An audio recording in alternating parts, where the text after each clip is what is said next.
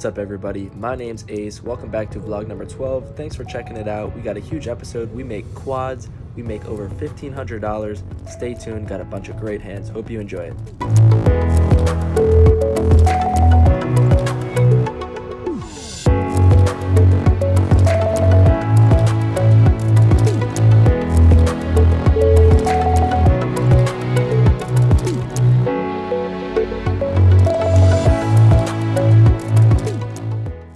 What's up everyone, welcome back to vlog number 12. I'm going to try Wind Creek today. I'm still buying in for 1,000 to their 2-5 game. Let's see how it plays and let's see if we can run it up.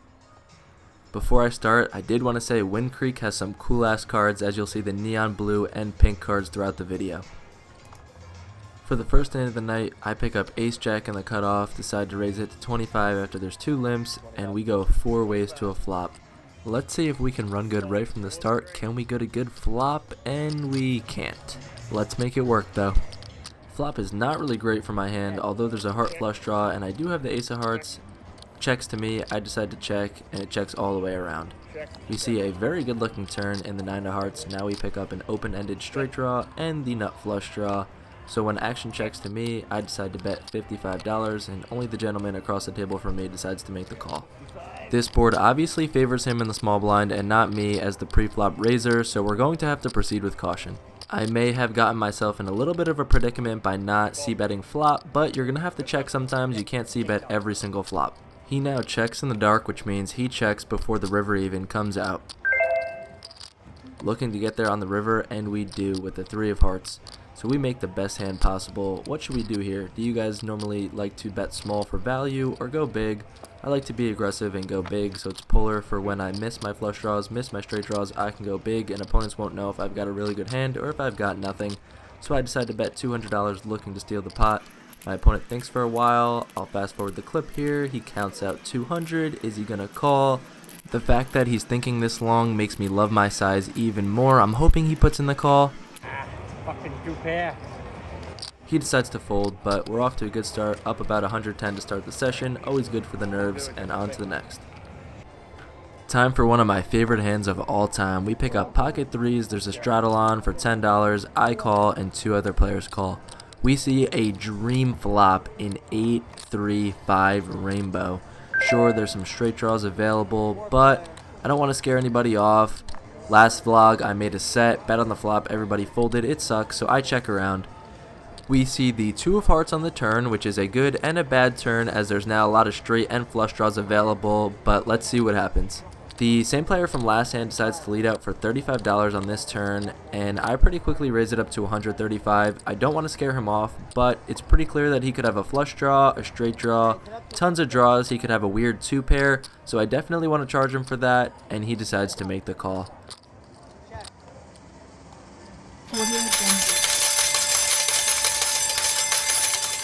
We see absolute gin on the river. We make quads, 4 of a kind. So he checks to me, and I decide to go big, just like I did in last hand. I bet $250, and now he hops in the tank for 3 whole minutes. For the same reasons as the last hand, I love this sizing. If he would have snap folded, I would have been pissed, but the fact that he's thinking about this for a really, really long time makes me think that this is a very good sizing. He's seriously debating the call. I'm rooting for it. He picks up his cards. Is he going to call? Is he going to throw them away? He folds 8-2 face up. What looked to be a great river as the flush completed was actually a horrendous river, but it's alright because it's almost as if the river was a brick. We bet $250 and he called because we're going to get $250 from Wind Creek's high hand promo.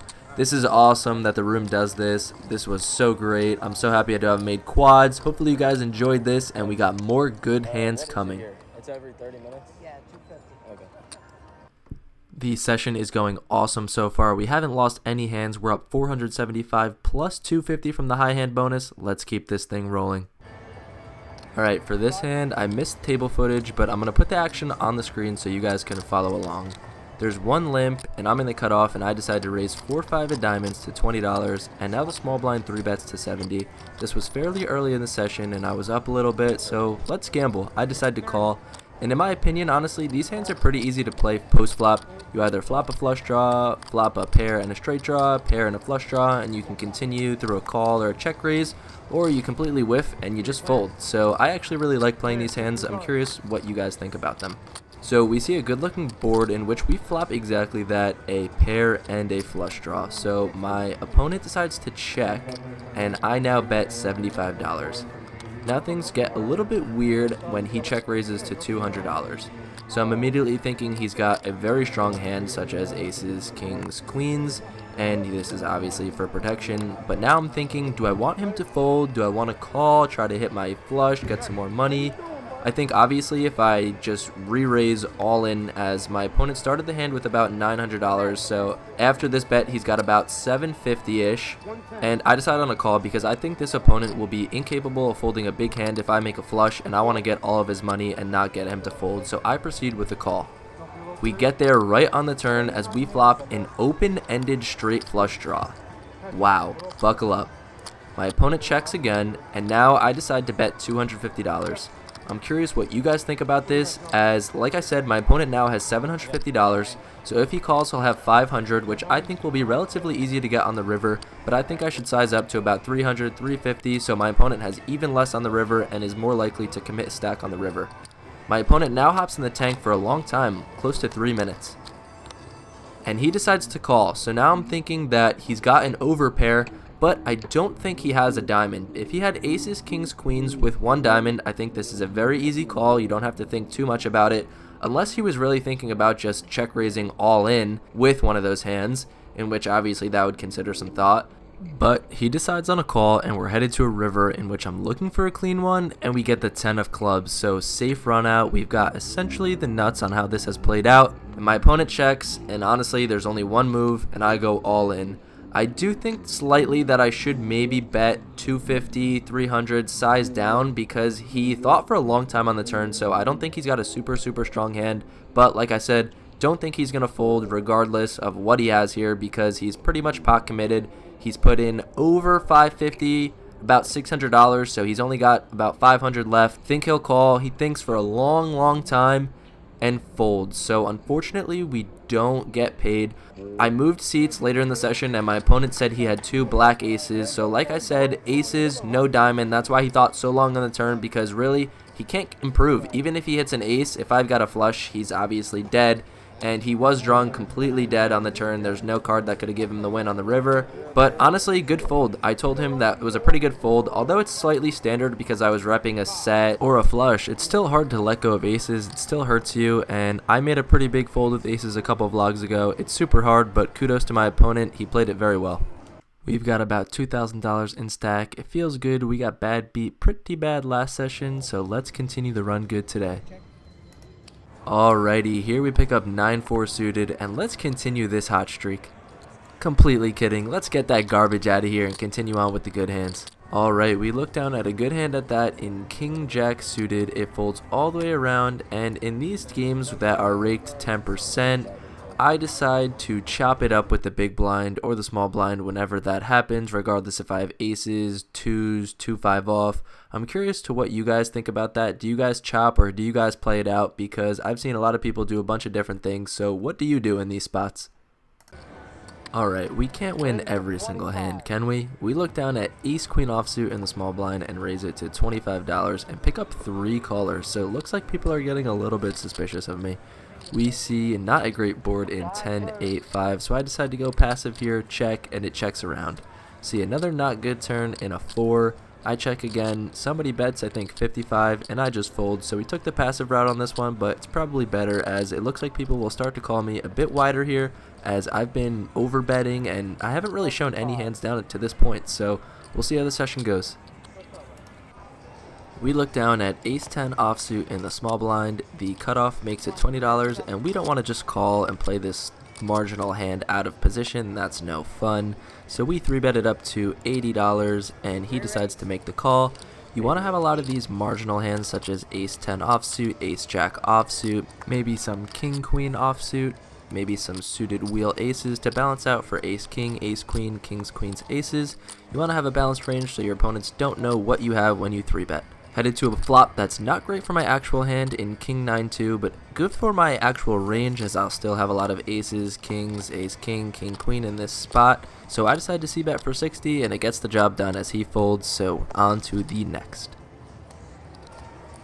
For this hand, I look down at Jack 9 of diamonds in the big blind. There's an open to 20, one caller, and I decide to complete for 15 more. We see a pretty good flop in Jack 5-5 with 2 spades. I check, the initial raiser checks, and now the next player bets 40. I decide to call, obviously I'm not folding top pair, and the initial raiser folds. Still have some concern as he definitely could have a lot of 5s. We see a turn of a queen of clubs. I check, and now he snap checks back, so I'm not really sure what he's got here. The river is now the 9 of spade, completing the front door flush draw, so the board got even worse. I check, and he snap checks again and shows pocket 4s, so a little bit of a weird bet kind of from him, as only better hands are going to call him. He probably should just check and get a free card there, but we win, and we've got one more hand to review. Pretty crazy hand here as we pick up 4-7 of diamonds. Listen, it's only $15, I'm on the button. I call. We go 4 ways to a flop in which we smash. Holy crap, look at that flop for us. Yeah, checks. The one person across the table just goes all in for $200, so we're out of there. But the next player snap calls, so we get to see a run out. It comes a 7 and a deuce. The guy who snap called shows ace jack of hearts, so he had a massive draw, missed. But the guy across from the table frustratingly shows jack 10 offsuit, so ace jack high wins. Pretty nuts, and we've got one more hand to check. Can we get in one more dream spot before the session ends? I look down at queens on the button. There's a raise to 25. The person who was bringing the high hand bonus to me was right behind me at this point, so I was very distracted. I 3-bet it to 125. I definitely should make this 80 or 90, and of course everyone folds, but we should have made it 80 or 90 and he would have called, but it's unfortunate, and that's the last.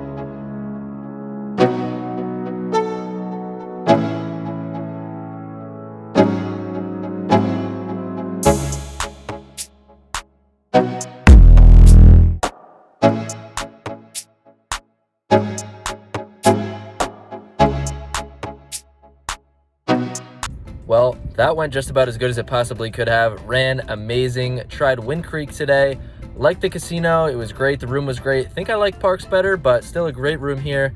Won about $1,500. We were in for 1,000, out for 22.32, so 12.32 profit, but plus the 250 high hand bonus with the quads. We made a flush when my opponent had aces, so that was a good fold by him. Sucks we didn't get like 600 more value there, but amazing. Can't complain. The support that you guys showed me on my last video when I talked about a little bit real things, that was awesome. You guys really make me so happy, and always I'll keep pumping out content. Hope you guys enjoy it. Have a great day, have a blessed day, and I'll see you on the next vlog. Thanks again for watching. You guys mean the world to me. Hit that subscribe button, help me get to 1,000 subscribers. Also, if you guys just want to talk with all the members of my community across my YouTube, my Twitter, everything, join my Discord. You guys can chat with hands, you guys can make friends, talk about poker, talk with me, get notifications when I post new videos. It's an awesome environment. The link is in the description. I hope you guys join, and as always, have a blessed day. I love all you guys. Thank you. I appreciate you guys more than you know.